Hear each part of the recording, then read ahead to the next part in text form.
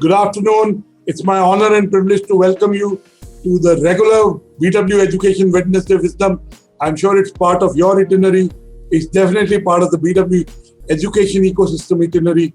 Today we have a guest in Mr. Biswajit Saha, who is the Director for Training and Development at the CBSE, which is the Central Board of Secondary Education. Welcome, Mr. Saha, to this BW Education Wednesday Wisdom. I'd like to start by asking you, how have been the last 200 days for you, both professionally and personally? Great. First of all, thank you, Dr. Batra. So last 200 days, in fact, different kind of experience we all are going through, and personally me also. So maybe initial 10 to 15 days was real lockdown, and definitely got an opportunity to spend quality time with all family members. But besides this, the initiations of online meeting from home, it was started gradually after 2-3 days only. And then we actually, our entire team, CBSE, led by the then chairpersons, Madam Anita Karwal, now Secretary, Ministry of Education. So we planned how actually resolve the problem related to schools, how to connect with the schools. So we try to call many principals and also bring them in a virtual platform. So during that specific days, we used to work from home. And then ideations, brainstorming, and basic issue was how to address that education issue. And in between, we were stuck up with the examinations because our board examinations was not completed. So all those issues, in fact, all head of the department of the board, all employees of the boards are very much involved on one exercise, how to complete the examination and assessment first. In fact, our regional office and all. The second issue, gradually, once that first phase was over, after 10-15 days, we have started regularly coming to the office. And then we initiated this concept of online training. Personally, for me, that was my responsibility. And so, online teachers training, then working rigorously towards Vidyadhan program, especially to evolve quality content in Diksha. And that way the phases pass, till date we are passing many online programs, online teachers training, content development, then content development both for the student, some for the parents and for the teachers. So all those things we are regularly working with many resource persons, and especially principal, teachers of the schools who are highly involved, highly motivated. Even they also face similar problem, but even then they've find out some time to get involved onto all those dynamics. And outcome is definitely, I should compliment all my team member at CBSE and extended family members of CBSE, and especially again civil society. The many peoples came forward to help to reach, of course, the digital divide, and reach some challenges of it is there. But even then, कुछ तो शुरू हुआ है और अच्छा ही हुआ है. Thank you. Thank you so much for being constructive and positive. The sentiments you mentioned, all of us have gone through those sentiments. The blessing of spending more time with the family, all of us have kind of benefited from that. It has also brought focus to all of us. We focus on the essentials. Now let me focus. You mentioned that how the exams were not completed and you had to deal with that scenario. Now, education has shown that digital can enable, but it can also create a digital divide. If you look at schools in Maharashtra, government schools, look at schools in Haryana, they have a lot of them, 90% of the start, and still 60% have a digital divide rather than education being enabled by technology. In some cases, it has been disabled because there's no access, both in device and in terms of bandwidth. tell us, how is technology changed the vision of CBSE in the way CBSE operates? Because again, there are trade-offs. It's not either or. Plus, it's not. It's a hybrid model. Yes. We use technology, but right now we are using it with compulsion. We don't have a choice. But when we have a choice, I think, in my view, we'll come back to a hybrid model. But tell us, how has CBSE reimagined its future, and by that corollary, reimagined the future of a lot of students? Yes. I completely agree with you. The hybrid or blended model or flip model will be more attractive in future. As CBSE is a progressive board in the country, and the dependency on technology or enabling technology, we corely believe on technology. And that's why even way back in 1990, we can claim we are the first board to print the computerized mark sheets and all, and enter the data processing, the student marks analysis, coming back to all competitive exams, starting from registrations to mark sheet distribution, certificate distributions. The entire system is computerized. So start with that background, we thought technology can empower the society. And that's why we largely believe, even in our examination systems, we try to experiment this on-screen marking. Then we try to experiment how the question paper can be delivered through computer and using internet. So all those experimentations we carried out, and periodically we do it. So that gives a message to our school that they should be also ready. And with our call, they always support us. And gradually, they are also empowered, and we feel through them, we are also empowered. So that positivity actually, during this pandemic times, it's very beneficial. We have seen. And a small survey we carried out in last month, and the report is very encouraging. Out of 23,000 schools, mostly because time was very short, and more than 14,000 schools participated in that survey. And majorly, 90% of them are using the digital device and providing this online education. Of course, there are a certain percentage they are facing a problem of, you have rightly mentioned, the bandwidth, net connectivities, all those issues they are facing. That also came out. So we know structurally the school-wise internet and other issue. But now the issue is not school. Issue is a teacher, delivery point is from the teacher's residence to individual student residence. So that connectivity becomes a big issue now. And here again, the bracket of 60 to 90%, that bracket is quite evolving. But over a period of time, with the government intervention, especially Ministry of Education interventions, more and more state initiatives also came forward. In fact, Diksha is an initiative from our side, CBSE and CRT, and under leadership of Ministry of Education, we are propagating that agenda under PME Vidya. The other agenda is how we can give a coherent access in terms of radio, televisions, web media, and even it is not only categorized only for the government-run channel. Even in different states, many private TV channels, cable TV operator, they came forward to help the school in the state. And many private player, philanthropic player, they came forward. And device distribution in that way not much happened, but at least the school in the rural India, the principal and teacher, they have taken some courage to distribute the textbook at home, and through WhatsApp call or through mobile call, they are trying to reach to individual student through their parent phone. So that is also a huge step from the side of the teachers. So who will do it? So even some teachers are not getting the salary, but even then, they're not stopping themselves to educate the children.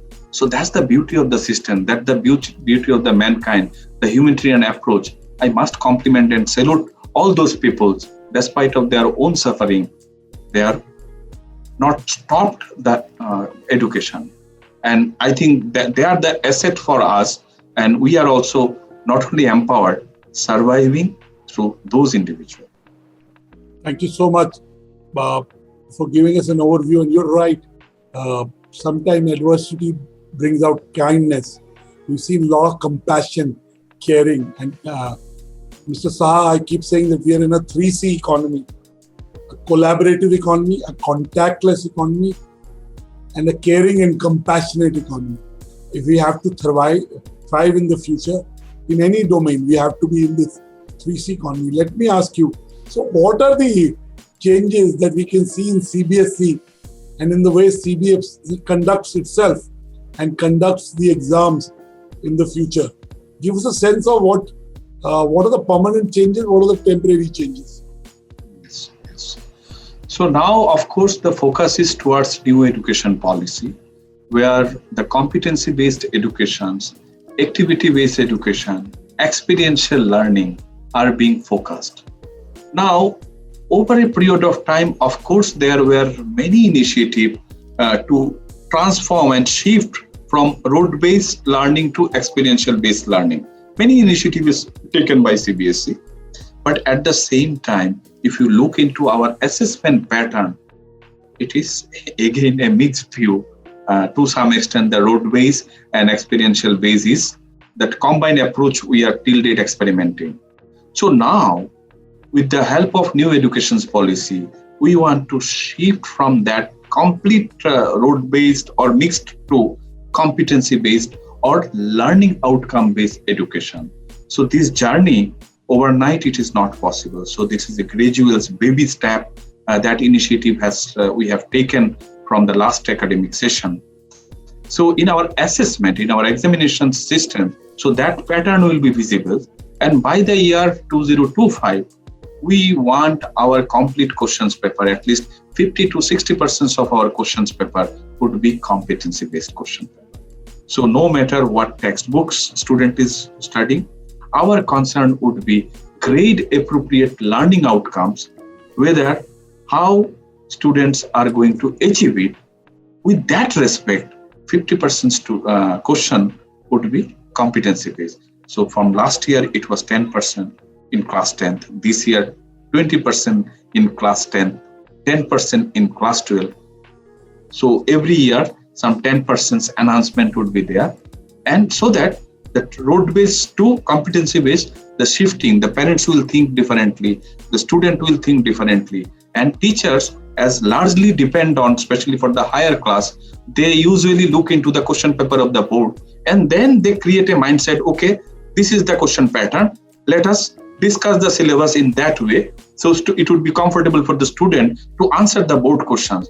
We are actually not aiming, although we are examining body, but besides, we have an educational commitment. We believe education is not only assess the student and give a good percentage of marks or fail some student. So that approach is actually not going to not changed much in the education space. So we want to change ourselves also. So that's why this kind of initiative has taken by the board and over a period of time. Thank you so much again for being specific and insightful. Let me ask you, EduTech is the flavor of the day. Every player wants to brand itself, whether a skilling player, a training player, an actual EduTech player. Everyone wants to be EduTech. Tell us, how do you see the EduTech domain? Give us your insights into, because you've been into education for a long time. You've seen many trends. Give us a sense of how do you see the EduTech space? Yeah. In my view, it is going to grow heavily, but with a little precautions and threat which are also associated with, as I mentioned so chalk duster to pen and paper to on screen, and that screen will last for quite some time. So there, edtech companies are going to play a pivotal role, but how the teacher's role would be there? So how many Android teachers would be available in the ecosystems? and how many Mac teachers would be available in the ecosystems. I believe already many robot-based teachers are also floating in the market. So EdTech is, of course, is going to play a great role. Maybe in terms of its, but use case should be a matter of concern for all of us. How we are going to use it, because cybersecurity is a big issue. The mental well-being of the child and prolonged screen uses, and screen uses not only for the purpose of learning, also besides video games, the other different threat sites which will lead to crucial decisions of life. So those things, the protocol is not that way defined, and that regulatory approach, I should not say regulation is always going to give a positive indications, but the early age, the way when a child is going out from home, and earlier that video game parlor, now everything is there, they are in that handheld device. Playing their PS4. So in that their neurochemistry, besides the parents' relationship, is quite important. So I think here, besides teachers, parents should be empowered more, and parents may be educated so that technology use case become fruitful in the ecosystems, not some way going the teachers-led program or physical program. The beauty of that program, the culture, lifestyles, we are nostalgic about it, but at the same time, we need to correct ourselves so that we can also survive with these Android teachers. So that should be the teacher's role to play with the future technology. I agree with you. 2 points. One is to decrease screen time, because we need to send our children to playgrounds, to physically interact with their teachers, with other students, have a real life beyond the screen. Second is also, you said there will be a shakeout, because there are too many players in every segment and sub-segment. I agree fully with both of your point of view. I want to ask you two last questions. One, how do you see the future? What are your top 3 predictions for education, training, skilling as a whole? Because they're all interrelated. At the end of the day, all of them are about learning in different forms, at different stages. Give us your top 3 predictions. You see, data analytics could be a great things of this century. And here, every business house, media house, everybody's are now going to depend on the data analytics, which ultimately School of Futures are going to generate and decides the industry pattern. Means now we don't know exactly up to K-12 sector what the student intention, aptitude, we are not capturing, we are not tracking them. Policy talks about the tracking. Now, the tracking component is again having a positive and negative side. Positive side, of course, that periodic corrections and involvement of the teachers in that pattern analysis would be crucial. So, my first prediction is this pattern of student, especially early age from your ECC to class 12, is going to decide the role of future edtech industry. Number 1. Number 2, in India, the skill promotion is highly needed. And again, many edtech player or many other player will come into the ecosystems. Industry, of course, nowadays they are very positive. The CSR component and other philanthropic component is also quite visible. So, apprenticeship model in school may start within a span of earlier. time. So we used to do it in engineering or in the business school. Now you're saying at the school level. And I can relate with both my kids. They've done internships at very early ages, 14, Yes. We used to do it at 18, 19, 20. So it's already 4 or 5 years kind of accelerated. That is, and the third is that innovation model. We must work upon to promote innovation in schools. And innovations, I want to mean the thinking ability, not that the idiotic approach. Because many a times we are rather confused with the curriculum load, and the completion of curriculum is the agenda of the teachers, or completions of the curriculum is the agenda of the school. I think that approach is going to be break down in near future if in true spirit NEP is going to be implemented in the country. And then that student will get enough thinking time to innovate and their personal space and a problem solving approach. You mentioned that collaborative 3C. So 3C's real venture is actually depend on the school, and that realizations, I think I am requesting the viewers to introspect, and the collaborative model with the higher education and industry, that would be a more synergetic relations over a period, because now it is a disjoint mode. Nobody bothers. Maybe there are a few private university, they bothers for admission, they reach to the school and showcase the infrastructure. But the many of the leading government university and higher educational, premier higher education institutes, they have closed the gate or partially opened the door. So that door should be always open for the school. And then the interest, innovation, and a happy life, caring attitudes, everything will start. And everybody will depend on each other and collaboratively work. And your 3C principle would be more effective in future. I'm optimistic on that. You talked about the NEP. Now it's a great document. It's a very good vision, very good intent. And I'm optimistic because I'm sure it'll get implemented. But how would you prioritize the implementation? You see, as a Central Board of Secondary Education, as a autonomous body directly under Ministry of Education, and especially for the School Education Department, it is also our priority to implement. So as I have mentioned earlier, one is the reforms in assessment. And then again, these examinations, now once in a year we are conducting examinations. Maybe policy talks about twice in a year. So semester pattern may come up.